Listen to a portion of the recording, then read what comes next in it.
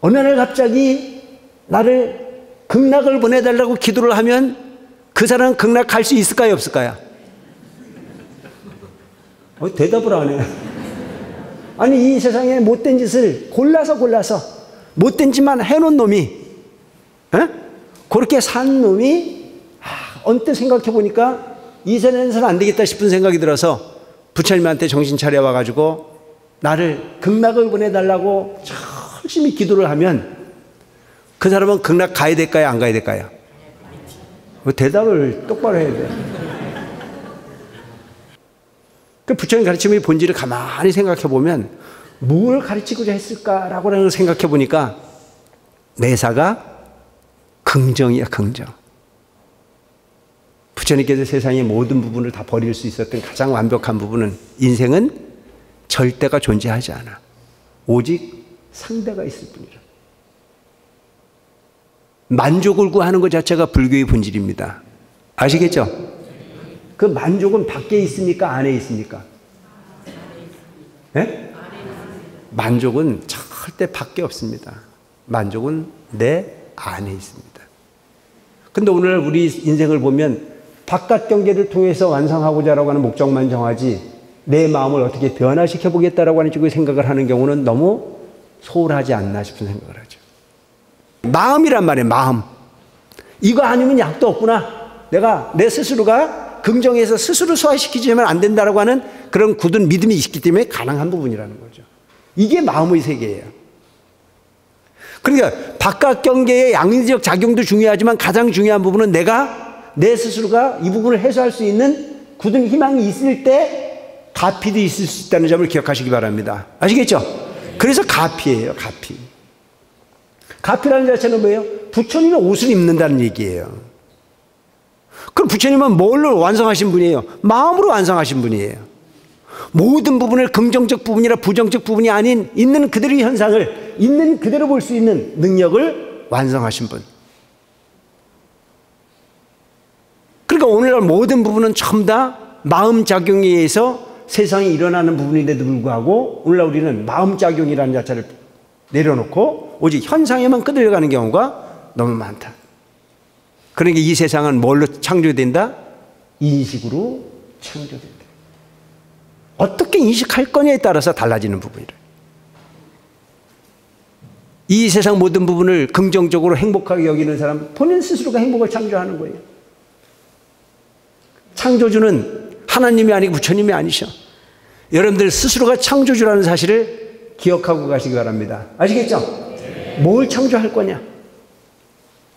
이런 사고를 잘하는 사람이 미래의 나를 만들어갈 수 있어요. 뭘 연습했느냐에 따라서 미래의 여러분들이 달라질 수 있습니다. 우린 여러분 어느 순간에 떡 떨어지는 존재가 아니에요. 지금 여러분들이 현재 앉아있는 그 모습도 하루아침에 창조되어진 게 아니에요. 끊임없이 불만만 갖고 있으면 어떻게 생겼어요? 이렇게 생겼어요. 근데 가는 것마다 좋게 긍정적으로 인식하는 사람은 뭔가 그 얼굴에 그늘이 없이 밝은 미소를 담고 가는 그 인격을 창조할 수 있습니다. 하루하루를 가볍게 보지 말아요. 찰나찰나를 가볍게 보지 말아요. 네, 반갑습니다. 잘 계셨습니까? 오랜만에 뵙는 것 같아요. 지난 법회에는 그 법회를 비켜서 인도를 계획을 했었는데 그 인도에 가는 비행기가 매일 있는 것이 아니고 일주일에 3번밖에 안 간답니다. 그래서 계속 일정을 땡기고 밀고 하다 보니까 뭐 여행사가 안 된다는데 어떻게 할 수가 없는 그런 부분이어가지고 법회 날 제가 그 인도를 갈 수밖에 없었습니다. 그래서 정기 법회를 빠진 건 주지 오고 난 다음에 처음인 것 같아요. 가는 길이 별로 편하지도 않았었고 또 가서도 역시 우리 원흥사 신대님들한테 A가 아니다 싶은 생각이 들어서 많이 부담스러웠습니다.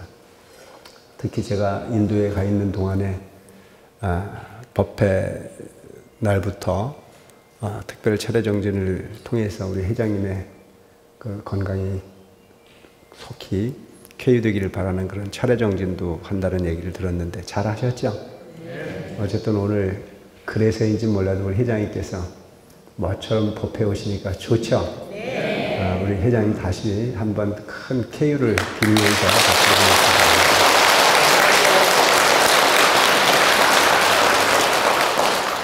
제가 무겁게 인도의 한 열을 다니다 보니까 잘 다녔는데 그 무거운 마음을 가지고 다니다 보니까 이게 참 보면 뭐 원숭이도 나무에서 떨어진다고 내가 호텔을 한두 번 간 건 아닌데 외국 여행을 많이 갔는데 인도라고 하는 나라가 꽤 더운 나라지 않습니까?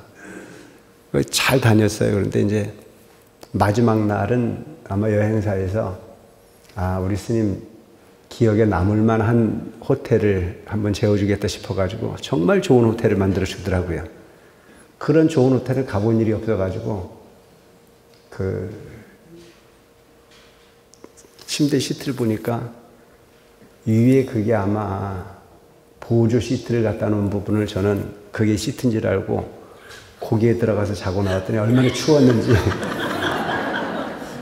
그래 아주 무지무지하게 떨고 난 다음에 무슨 놈의 호텔이 이렇게 좋은 호텔인데 이렇게 시트를 이런 걸 줬을까 싶어가지고 보니까 그 밑에 또 들었더라고요.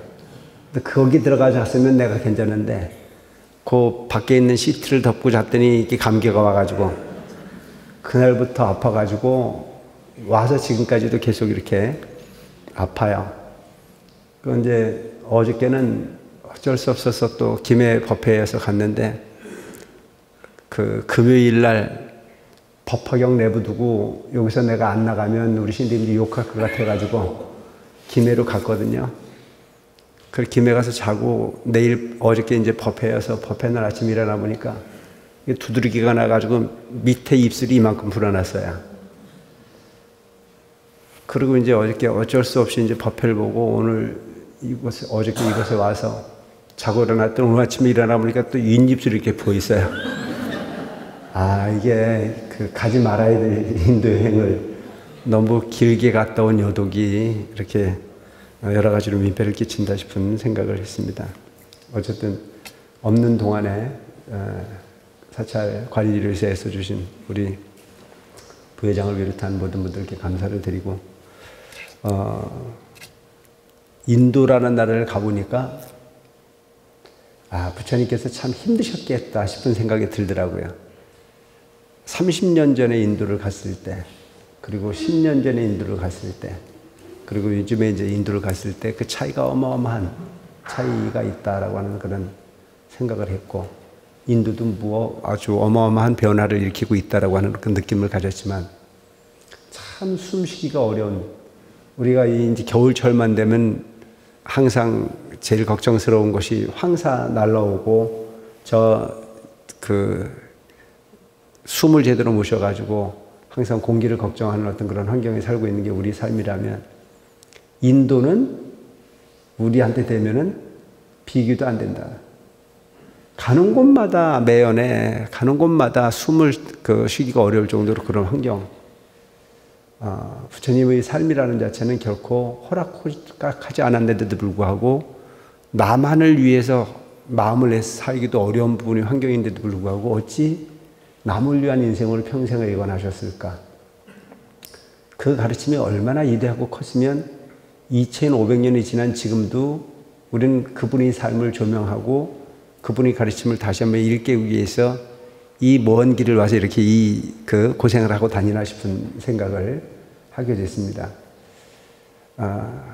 그래서 이제 궁극적으로 생각해 본 부분이 뭐냐면 왜 부처님께서는 출가를 하셨을까라고 하는 걸 제가 생각해 봤거든요. 당시의 삶이 모두가 다 행복했으면 부처님은 출가를 하셨을까요? 안 하셨을까요? 안 했겠죠. 그렇겠죠? 네. 모두가 다 행복했으면 부처님은 출가할 이유가 절대 없었을 겁니다. 이렇게 쳐다보니 너도 행복하지 않고 나도 행복하지 않더라. 그래서 부처님은 가장 먼저 중생들에게 가르친 것이 뭐냐면은 6년의 고행 끝에 깨달음을 얻으시고 깨달음을 얻으시고 난 이후에 이상정토를 당신 스스로가 굽어보시고 그리고 그 이상정토를 혼자 향유할 것이 아닌 일체 중생이 함께 그곳에 머무르고자라고 하는 목적지를 설정하셨고 그 목적지를 아무리 이야기를 해줘도 이해하지 못하는 중생들에게 그걸 이해시키기 위한 삶으로 평생 일관하셨던 부분의 삶이 부처님의 방편의 삶이었다. 부처님의 삶을 사신 것이 아니고 중생의 삶 속에 들어가서 부처의 삶을 가르치기 위해서 평생 사신 분이 부처님 가르침이고 보면 누구에게인가 가르침을 베풀거나 누군가에게 덕을 베푸는 부분은 쉬운 일이 아니다 싶은 생각을 합니다. 여러분 봉사를 하는 일도 마찬가지고 누군가에게 이익을 주는 부분은 결코 쉬운 일이 아니에요. 여러분들이 해보셔서 잘 아시겠지만 자식 길러보면 마음대로 돼야 안 돼요? 대답을 안 하셔. 자, 자식을 길러보면 마음대로 돼야 안 돼요? 자식을 기르는 것은 얻기 위함이 아니고 주기 위함이지 않습니까? 차라리 얻는 것은 쉬운데 주는 건 참 어려운 겁니다. 어떻게 줄 것인가? 상대방의 근기를 성숙시켜서 줘야 되지 않습니까?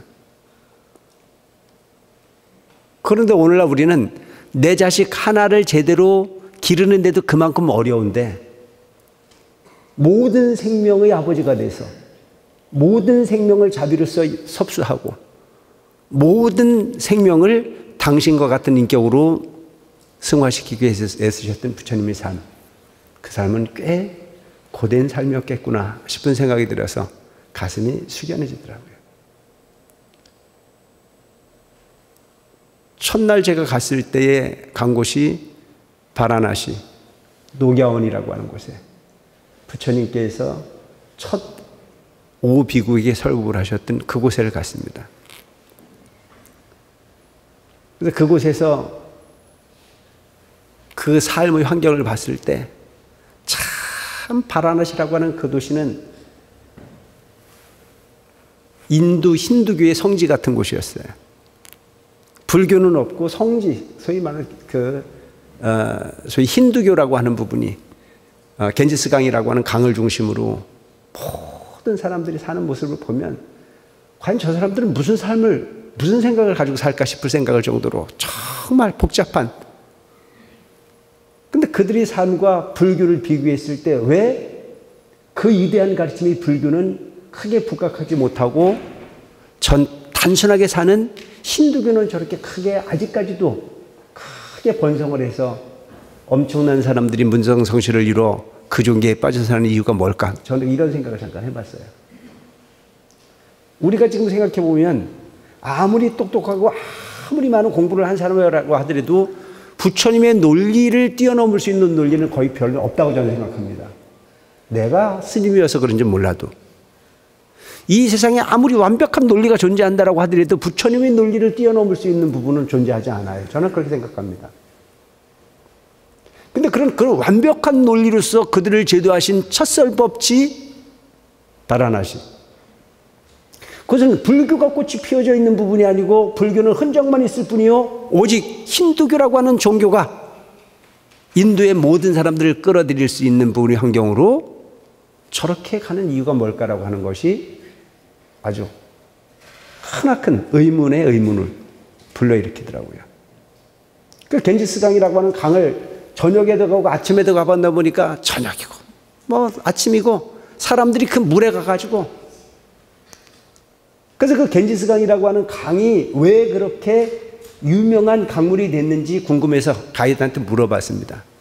도대체 이 겐지스 강이 힌두교인들에게 성지가 된 이유가 뭐냐라고 물어봤더니 딱 한 가지예요. 저 히말라야라고 하는 큰 산에 시바신이라고 하는 엄청난 신이 있다고 믿는다. 그 신이 어떻게 생겼냐? 설산이 설산. 그래서 이 세상의 근본은 어머니가 근본입니까? 아버지가 근본입니까? 예? 아버지가 근본. 어머니가 근본이에요. 닭이 먼저냐 알이 먼저냐 이런 얘기가 똑같은 거잖아요. 그래서 보니까 그 시바라고 하는 그 산은 아버지 산인 거예요, 아버지 산. 그리고 그 시바산을 중심으로 물이 흘러내리는데 흘러가는 그 물이 어머니 물인 거예요. 그래서 그 시바산이라고 하는 히말라야 그 산은 설산이야. 그래서 그 설산이 3분의 1 정도가 녹아서 바위산이 돼버렸고 그 밑으로는 눈으로 덮여 있습니다. 그래서 설사 이 부분을 상징하는 부분은 남자를 상징하는 부분이다. 그리고 그 물이 녹아 흘러내려서 강물을 이루어 흘러가는 그 물이 어떤 물이냐면 겐지스 강이라는 강이라는 거예요. 나는 그동안 인도를 다녔을 때 이런 공부는 처음 해봤어. 그래서 그들이 믿는 믿음이 하나는 뭐냐면 겐지스 강이라고 하는 그 강은 어머니라는 거죠. 그래서 우리는 어머니를 통해서 세상을 왔지 않습니까? 그 어머니가 모든 고통을 다 해소시켜준다라고 하는 믿음이 있는 거예요. 어머니를 통해서 컸고 어머니를 통해서 양육됐고 어머니를 통해서 고통을 소위 해소했고 뭐 이런 부분들이 믿음이라고 하는 게 있어서 그 종교는 단순한 거예요. 겐지스 강에 물만 먹어도 모든 병이 낫고 겐지스 강에 목욕만 해도 모든 병이 다 나으며 겐지스 강에 가 죽어가지고 화장을 해서 겐지스 강에 던져지면 그걸로 어머니 품으로 다시 돌아가서 영원한 행복을 얻는다라고 하는 단순한 믿음이 있는 것이 그 종교더라고요. 너무 단순하잖아요. 단순해 안 단순해? 얼마나 믿기가 좋아. 그러니까 내가 볼 땐 위에서는 그 시체를 태워가지고 그 강물에 계속 던지는데도 불구하고 밑에서는 금을 먹고 그물에 세수하느라고 난리야. 물에 들어가서 나오지도 않는 사람도 있을 정도로. 몰라요. 뭐 잘못 이해하고 있는지 몰라도 어쨌든 그들은 그런 믿음을 통해서 그 종교가 성행하고 있는 그런. 그 부처님이 그 부다가야라고 하는 그곳에서부터 수백 킬로가 떨어진 그곳을 걸어서 가셔가지고 오비구를 진리했던 그곳에는 그냥 부처님이 설법을 하셨던 그곳에 탑이 있을 뿐이고 그냥 그렇게 상징적인 부분이 불교가 있을 뿐이지 실질적인 부분은 불교는 존재하지 않더라. 그래서 제가 생각한 게 뭐냐면 물론 그 가르침이라는 자체가 퍼져서 우리한테까지도 지금 인구의 4억 명 이상이 불교를 신봉하는 불자들이 지금 부처님의 가르침을 실행하고 있긴 하지만 부처님의 가르침은 이만큼 힘들고 어려운 부분이다. 누군가를 설득하고 누군가를 이해시키는 부분, 특히 진실을 이해하고 진실을 가르치는 부분은 결코 쉽지 않은 부분일 수 있겠다. 그래서 그 부처님이 고행의 어떤 그런 삶의 환경을 보면서 나는 지금까지 많은 불자들을 저변학대하고 불교가 이 사회에 뿌리 있게 활착이 되고 불교가 발전해 되기 위해서 노력하는 부분의 행위는 슬로건에 지나지 않았다. 적어도 부처님의 가르침을 실행하기 위해서는 너무나 콤미 따뜻한 그리고 부처님이 그 가르침 밑에서 편안하게 인생을 살아온 게 아닌가 싶은 반성이 되는 것이 사실이더라고요. 그 부처님 가르침의 본질을 가만히 생각해 보면 뭘 가르치고자 했을까라고 생각해 보니까 매사가 긍정이야, 긍정. 부처님께서 세상의 모든 부분을 다 버릴 수 있었던 가장 완벽한 부분은 인생은 절대가 존재하지 않아. 오직 상대가 있을 뿐이라. 만족을 구하는 것 자체가 불교의 본질입니다. 아시겠죠? 그 만족은 밖에 있습니까? 안에 있습니까? 네? 만족은 절대 밖에 없습니다. 만족은 내 안에 있습니다. 근데 오늘 우리 인생을 보면 바깥 경계를 통해서 완성하고자 하는 목적만 정하지 내 마음을 어떻게 변화시켜 보겠다라고 하는 식으로 생각을 하는 경우는 너무 소홀하지 않나 싶은 생각을 하죠. 모처럼 와서 뉴스를 봐서 그런지 몰라도 며칠 전에 제가 그런 뉴스를 하나 봤어요. 삼성의 이재용 씨가 또 법에 계류가 돼가지고 검찰에서 5년인가 구형을 했더라고요. 뉴스에 보셨어요? 5년 구형을 했어요. 그런데 아직 뭐 선고가 된 건 아니고 5년 구형을 했어요. 뭐 이유는 몰라요. 무슨 뭐 삼성의 그 기업 합병을 하는 부분에 있어가지고 거기에서 갖지 말아야 될 부가가치를 누렸다라고 하는 그런 이유로 뭐 그렇게 5년의 구형을 받았다. 그런 내용이 이렇게 뜨더라고요. 그때 내가 속으로 생각한 게 뭐냐면 우리가 생각할 때 삼성의 이재용 씨는 걱정이 한 개도 없을 것 같았어. 내 생각에는. 나는 가난한 우리 아버지가 세상에 나를 내놨기 때문에 항상 고민하지 않으면 안 되는 삶이 내 인생이라고 생각을 했는데 이병철 씨의 손자 이건희의 아들 삼성의 웬만한 재산을 거의 상속받은 이건희 씨는 걱정이 없을 것 같았었는데 그 뉴스 보는 순간에 내 걱정은 안 되고 그 사람 걱정은 되대요. 오지랖이 넓은 건가? 에? 그래서 내가 순간 생각한 게 요 순간이라면 이재용 씨가 행복할까요? 올도 스님이 행복할까요? 그런 생각 안 해보셨어요? 이 순간이라고 하는 부분을 생각해 보면 결코 그분이 행복한 분은 아니에요.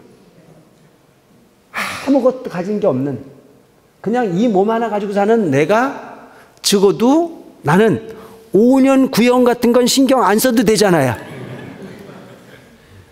아, 부처님이 깨달음이 이런 모습이지 않았을까? 부처님께서 우리에게 가르치고자 했던 진리의 가르침이라는 자체는 이 영적 부분의 현상을 통해서 끊임없이 불안한 삶을 반복하는 그 인생에 답이 있는 것이 아닌 한순간 한 찰나라고 하더라도 걸림이 없는 편안함을 추구하고 있는 그 영원한 세계, 그것이 부처님께서 우리에게 가르치고자 했던 참된 가르침의 본질은 아닐까. 그걸 가르치기 위해서 부처님께서는 수많은 세월을 수많은 길에서 그렇게 삶을 사셨던 건 아닐까 싶은 생각을 합니다. 궁극은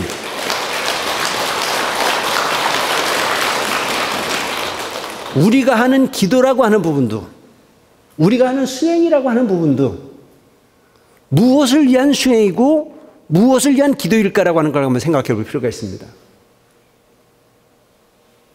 여러분, 이 세상에 아주 못된 짓을 골라서 한 사람이 어느 날 갑자기 나를 극락을 보내달라고 기도를 하면 그 사람은 극락 갈 수 있을까요, 없을까요? 대답을 안 해. 아니, 이 세상에 못된 짓을 골라서 못된 짓만 해놓은 놈이, 그렇게 산 놈이 언뜻 생각해 보니까 이 세상에서는 안 되겠다 싶은 생각이 들어서 부처님한테 정신 차려 와가지고 나를 극락을 보내달라고 열심히 기도를 하면 그 사람은 극락 가야 될까요, 안 가야 될까요? 대답을 똑바로 해야 돼.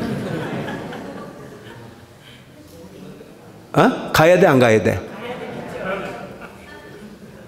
그러면 부처님 아니지. 나는 그거는 아니라고 봐.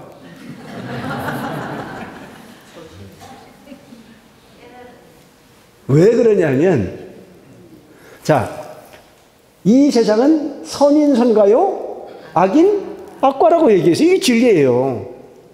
콩 심으면 콩이 나야 되는 거고, 팥 심으면 팥이 나야 되는 거예요. 그런데 콩 심어놓고 팥 나게 해달라고 해서 나면 돼야 안 돼요? 거짓말쟁이에요. 난 그렇다면 불교 안 믿어. 콩 심어놨으면 콩 나야 되는 거지. 그때 팥이 나와요. 팥 심어놨으면 팥이 나와야 되는 거지. 기도한다고 해서 콩이 나온다면 최고의 사기꾼이야. 그런 종교를 하면 안 돼. 제 생각은 그래요. 아니 뭐 내 생각이 그렇다는 얘기예요. 동전을 우물에다 던져놓고 그 동전이 떠올라오라고 기도를 하면 떠올라와요, 안 떠올라와요? 안 해?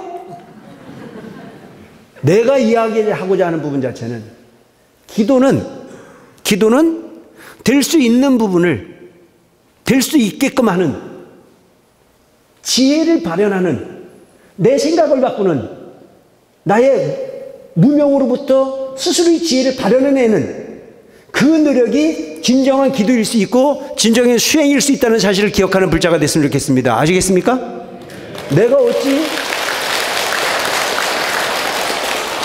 내가 못된 짓만 골라서 해놨으면 그때부터는 어떻게 해야 돼요? 못된 짓 한 건 잊어버리고 지금부터라도 착한 짓을 해야 오는 거지.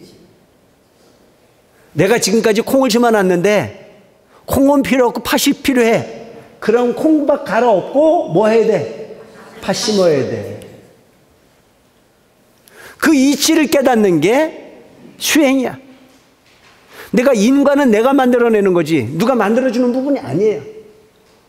그래서 기도는 뭘 하자는 거냐면 나의 본질을 바꾸자는 나와의 약속이라는 점을 꼭 기억하는 여러분들이 됐으면 좋겠습니다. 아시겠죠? 그래서 왜 기도를 하라고 그래요? 염력의 발현이네요. 일체의 중생의 업으로 형성되어진 잘못되어진 습으로부터 나를 바꾸는 것 자체가 기도의 본질이라고 나는 생각을 합니다. 그래서 내가 상식으로 얻은 부분이 번뇌가 되줘요. 여러분들 관세음보살 부르고 앉아있어 보면은 옛날에 있었던 거, 봤던 거, 갔던 거, 상상 모든 부분이 다 일어나는 게 여러분들 기도 중에 일어나는 번뇌 아닙니까? 그렇죠?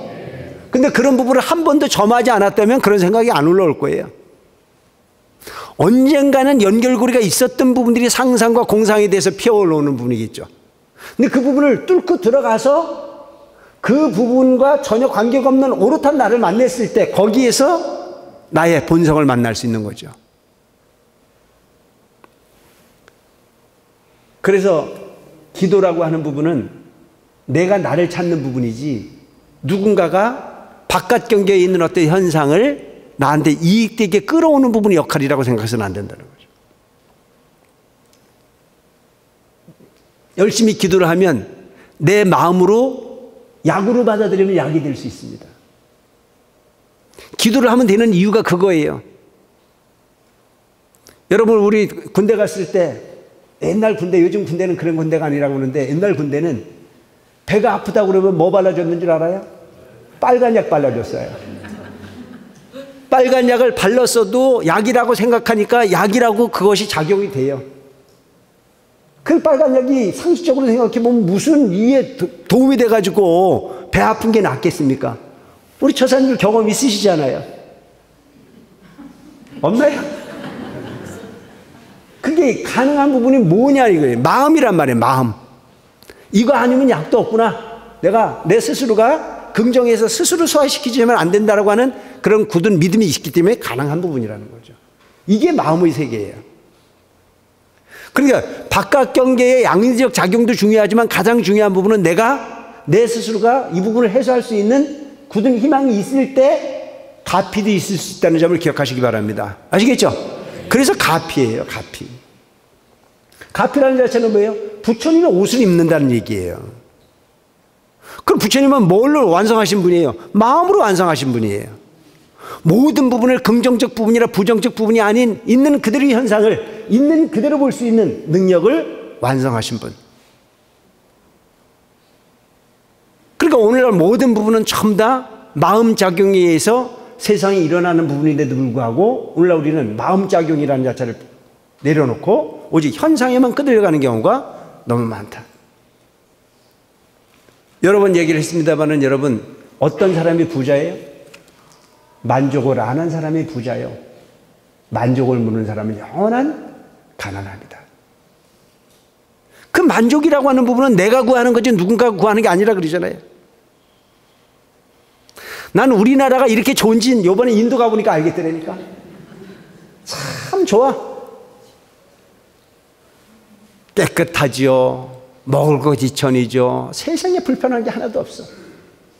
근데 거기 가기 전에는 내가 항상 아직도 뭔가 부족한 게 많다는 생각을 했는데 가보고 나니까 이젠 끝이야. 이 나이에 뭘 더 바라겠어. 이제 원흥사 주자는 것만으로도 딱이야. 뭘 더 바래. 응? 생각해보면 행복이 주렁주렁 열렸는데도 불구하고 그 행복을 인식하지 못하는 자에게는 행복은 존재하지 않다는 얘기. 이번에 나하고 같이 인도 간 사람들이 다 하나같이 하는 얘기가 참 우리나라 좋대. 나가보면 우리나라가 왜 좋은지 알게 돼 있고, 나가보면 다 뭐가 애국자가 되게 돼 있어. 그러니까 여러분 복받았다고 생각하고 사시기 바랍니다. 아시겠죠? 이렇게 내가 이 자리에 앉을 수 있는 부분은 내가 잘나서 잘난 게 아니잖아. 누구 때문에? 생각해보. 누구 때문에? 우리 영감님 때문에, 우리 아내 때문에, 우리 아버지 때문에, 우리 도반 때문에, 다 가까운 인연들이. 근데 그 고맙고 감사하다라고 하는 부분은 떠올리면 행복한 나의 요소가 되는 부분인데, 그 부분을 인식하지 못하면 그냥 밋밋한 것뿐이다. 그러니까 이 세상은 뭘로 창조된다? 인식으로 창조된다. 어떻게 인식할 거냐에 따라서 달라지는 부분이래. 이 세상 모든 부분을 긍정적으로 행복하게 여기는 사람, 본인 스스로가 행복을 창조하는 거예요. 창조주는 하나님이 아니고 부처님이 아니셔. 여러분들 스스로가 창조주라는 사실을 기억하고 가시기 바랍니다. 아시겠죠? 뭘 창조할 거냐? 이런 사고를 잘하는 사람이, 미래의 나를 만들어갈 수 있어요. 뭘 연습했느냐에 따라서 미래의 여러분들이 달라질 수 있습니다. 우린 여러분 어느 순간에 떡 떨어지는 존재가 아니에요. 지금 여러분들이 현재 앉아있는 그 모습도 하루아침에 창조되어진 게 아니에요. 끊임없이 불만만 갖고 있으면 어떻게 생겼어요? 이렇게 생겼어요. 근데 가는 곳마다 좋게 긍정적으로 인식하는 사람은 뭔가 그 얼굴에 그늘이 없이 밝은 미소를 담고 가는 그 인격을 창조할 수 있습니다. 하루하루를 가볍게 보지 마라. 찰나찰나를 가볍게 보지 마라. 그래서 여러분 찰나라고 하는 부분을 소비하지 않고 찰나를 잘 인식하는 사람이, 그 사람이 진리를 추구하는 사람이에요. 우리가 기도도 마찬가지고 수행도 마찬가지지 않습니까? 찰나라고 하는 그 순간을 어떻게 몰입해 들어갈 거냐에 따라서 달라지는 거예요, 기분이. 부부지간에 싸움을 하는 부분도 찰나지간의 감정 하나를 잘못 컨트롤하면 싸움이 커집니까, 안 커집니까? 커지지 않습니까? 그 찰나라고 하는 부분을, 한 부분을 잘 컨트롤하면 그 집안이 3년 동안 아무 문제가 없어요. 근데 한 번의 감정을 잘못 거스르면 그 부분이 연줄 연결이 돼서 엉뚱한 방향으로 나중엔 부부가 아닌 그런 인생을 살아가는 것이 우리 삶이고, 보면 순간을 어떻게 인식할 거냐.